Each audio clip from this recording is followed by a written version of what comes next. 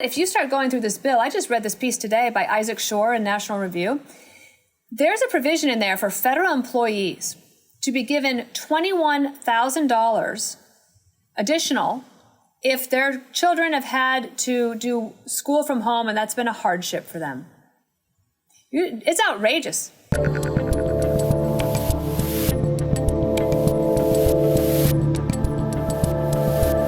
So as someone that worked in the government and had to manage messaging and stuff, when they come up with these numbers, okay, we want 600 billion, we want 1.9 trillion, blah, blah, blah.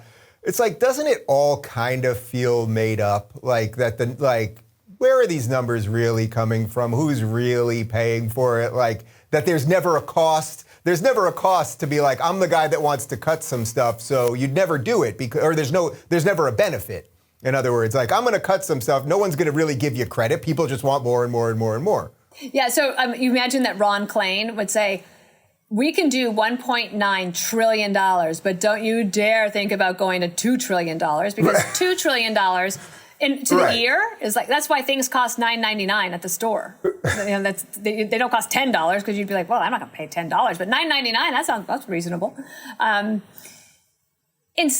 I think with the Democrats thing, the more you look at this bill, there's very little that's specific for COVID relief. And they have a particular philosophy, and they're sticking to it. They think that the stimulus bill that Obama passed in 2009 was way too small and that it did not do enough to help the economy. And that was one of the reasons that they say that the economy stalled. They don't talk about the regulations that they put on businesses, all the things that they were trying to do to engineer the economy as the problem. They think that not passing more stimulus in 2009 was what hurt Obama.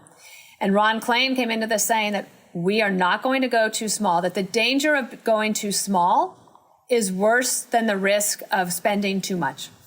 That's their position. But if you start going through this bill, I just read this piece today by Isaac Shore in National Review.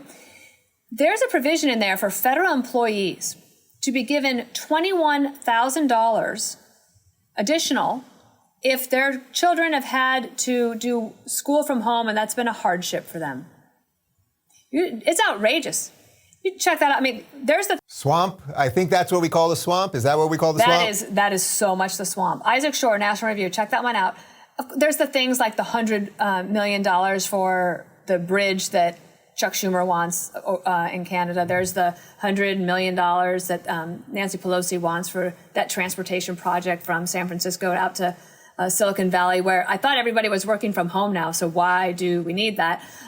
Actually, they've all moved to Miami. That's the real truth. Right, so that they could save on taxes. Yeah. There is so much in this bill that has nothing to do with COVID relief. And think back to what happened, what was born out of the stimulus package in 2009, the Tea Party. They got the grassroots attention. I have a feeling that this could be the same thing. Now, I also absolutely believe that there are many people who have suffered in this pandemic through no fault of their own. A lot of restaurant owners, waitresses, people that worked in hospitality, and we could target specific money to them. But you go through this, and it is a big wish list. And part of the thing is that Republicans disagreeing amongst each other, that's normal. It's going to happen. But that is like catnip for reporters. They're always going to report on that. They don't do it as much with the Democrats, though they have lots of differences amongst themselves. But Republicans have not really been able to figure out a way to drive a message about this bill. And I don't know how you feel about this, Dave, but the legislation as written has a 73% approval rating across the country. Well, I think, to me, it's just that people don't know what's in anything. It's sort of what you're saying. And it's like, oh, you see a high number, so you're like, oh, I kind of don't know where the money comes from, but I guess it doesn't come from me. And they'll just take it from somewhere. And then if it's a high number, that means I'll get more. So no politician ever wants to be the one. Well, I guess there's probably one guy that kind of does it every now and again, which is Rand Paul, is the one guy that's like, oh, maybe we can't pay for all of this, or maybe we shouldn't be doing all of this stuff. And that's just sort of how politics works. And then you sound mean if you right, then you're mean and cold. That's right. Yeah, then you hate people. And we're about to see, right after this, they're going to pass infrastructure bill too. And it will be probably $4 trillion. Do you think that the Democrats basically fundamentally believe that at this point, that you can just print money endlessly? Because I just have come to that. Like, there's no economic principle for any of this. And by the way, it's not like the Republicans are so great. Trump cut taxes and also the budget exploded too. So like, they're all guilty. But I think more fundamentally, it seems the Democrats believe that you can just print money, which also makes their position on taxes a little weird, because then why would you always be raising taxes on the rich unless it's purely to punish them, right? If you can just print money in an unlimited supply, then why do you have to punish people too? Well, I guess if you just need an enemy to point at. But do you think that, or is that all of government at this point, which is just we'll just make up numbers and just keep printing, and we'll go as far as we can till the end, till we ride right off the cliff. Well, not only that, but I don't think that you have many people in business telling them not to. Yeah. Right. So who's standing athwart saying no? A few congressmen and people on Fox News. It's probably not gonna cut it. And Republicans are also guilty. But look, the law of economics, it's called law for a reason. The laws of economics haven't changed. I think the Democrats think they can print money, but also I think that they think they can tax their way out of this problem. But I'll tell you one thing about that. If you go back to Obama era, and when the Bush tax cuts were going to expire, they actually kept them because economically they knew that that would actually hurt economic growth even more, raising taxes at that time. So I don't know how they're going to raise all this money. I mean, hope is not a plan. Yeah. You don't want your accountant to be hopeful. Right. And that's what we're dealing with right now. Right.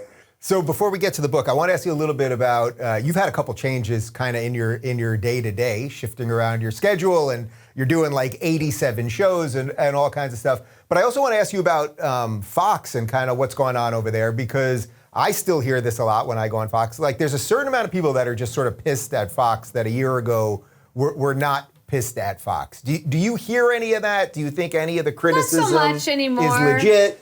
Not so much anymore, no. I mean, obviously I heard a lot about that, right after the election. But I think now that the new administration is underway, and there's a lot of new programming, fresh programming here at Fox. It's kind of some exciting programming. Of course, in that 7 o'clock hour, rotating host right now. Lawrence Jones was hosting this week. Yeah, did a great job last night. Trey Gowdy's been great.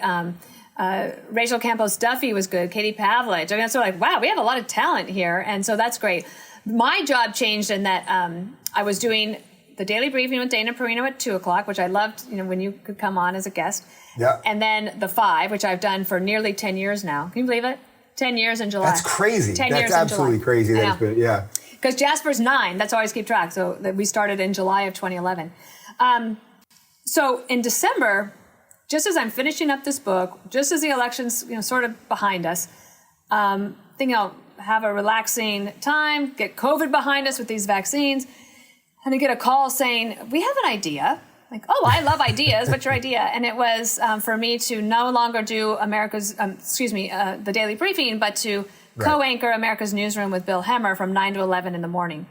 I was shocked, pleasantly so.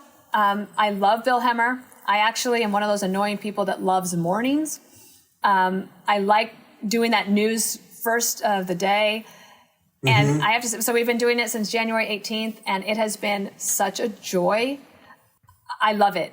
If you're looking for more honest and thoughtful conversations about politics instead of nonstop yelling, check out our politics playlist. And if you want to watch full interviews on a variety of topics, watch our full episode playlist, all right over here.